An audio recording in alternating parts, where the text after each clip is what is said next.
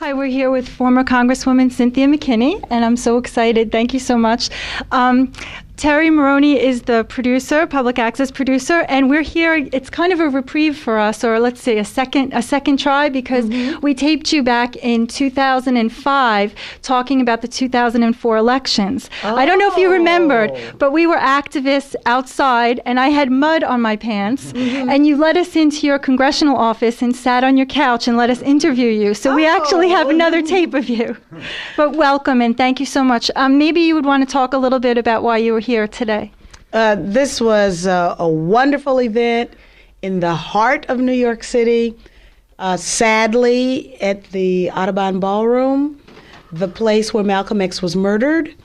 And we had a bit of frank discussion about the life and times of Malcolm, the people around him, the family that paid the ultimate price for the convictions that he held, and the government that did everything within its power to destroy him and the movement that he was trying to build.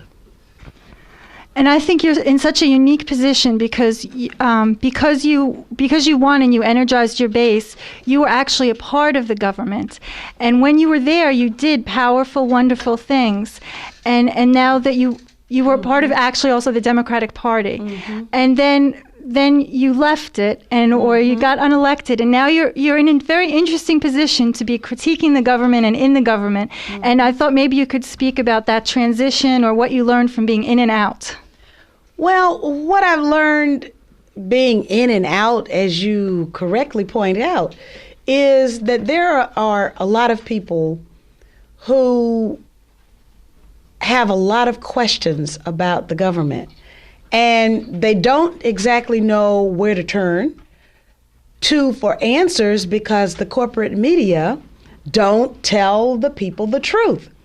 And one of the things that we talked about today was the counterintelligence program and how strong the counterintelligence program was. One of its aims was to destroy, misdirect, discredit, or otherwise neutralize, in the particular case that we were looking at, black leadership, but dissent. And so then when we look at what they did to Malcolm X, when we look at what they did to Martin Luther King Jr., Martin Luther King Jr. was hounded for the last 5 years of his life, and then after he was murdered, the corporate media continued to try and change the very meaning and the significance of the movement that he was building as well.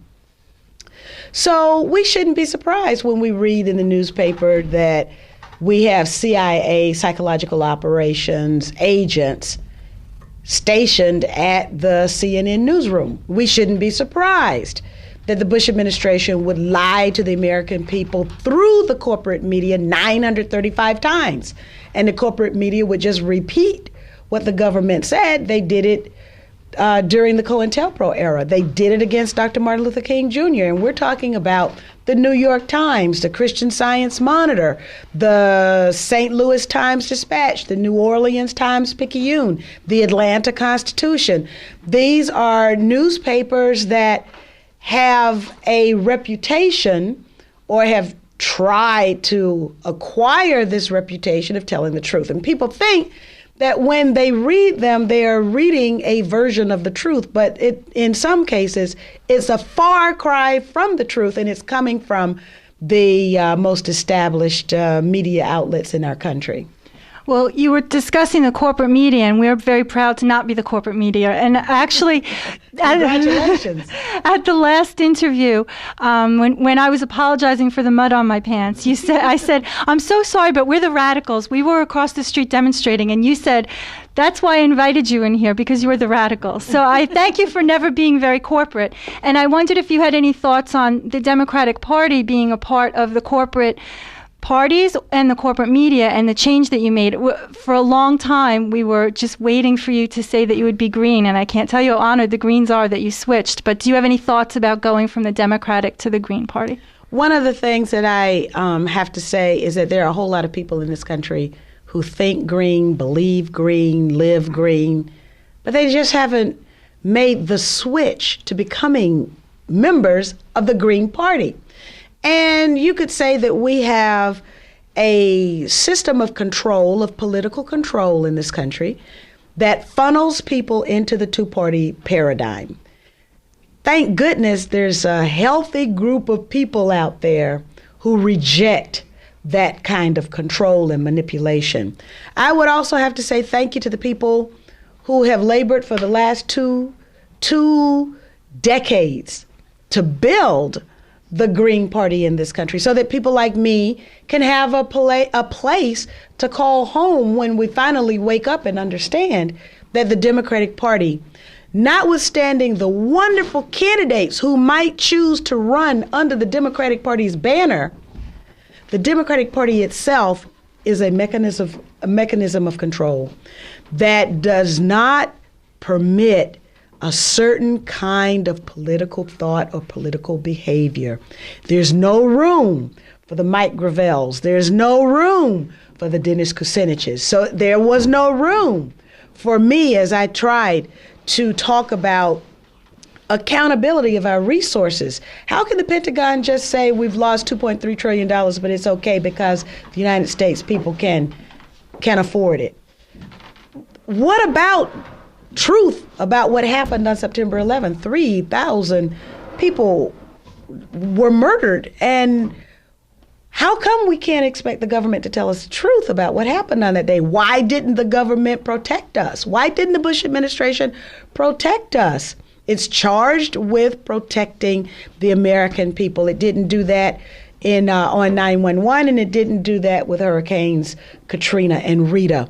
And so when we try to hold our elected officials accountable through the constitutional means provided to us by way of impeachment, then the Democrats are the ones who say impeachment's off the table. The Democrats are the one who failed to repeal the Patriot Act. The Democrats are the one who continue to fund the war. The Democrats are the ones who say that the Bush tax cuts are all right.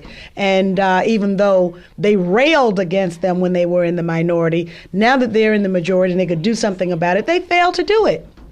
So I decided on my birthday that I would declare my independence from the Democratic Party, and I would declare my independence from any national leadership that was complicit in war crimes, crimes against humanity, torture, and all of the rest of it. I reject it, and I'm happy to have joined with other people in the Green Party who reject that as well.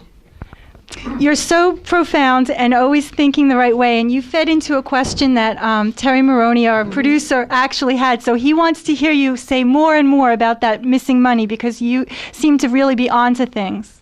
Basically, your producer is absolutely right. The $2.3 trillion that's, quote, missing isn't really missing at all. Somebody got the money. Just like every day, according to American Friends Service Committee, we now know that we spend $720 million every day on war. And it's not just that the American people are spending that money. Somebody's getting that money. That's the other side of the equation. And so I did ask the question about the $2.3 trillion. Well, now you can't get an answer on that. However, about the $20 billion that they've already spent to make the computers talk to each other, we did get reams and reams and reams and reams of paper. But, you know, the bottom line is that the contracts go to the same companies because they are the ones who can pull the insider deals. Thank you so much. Thank you.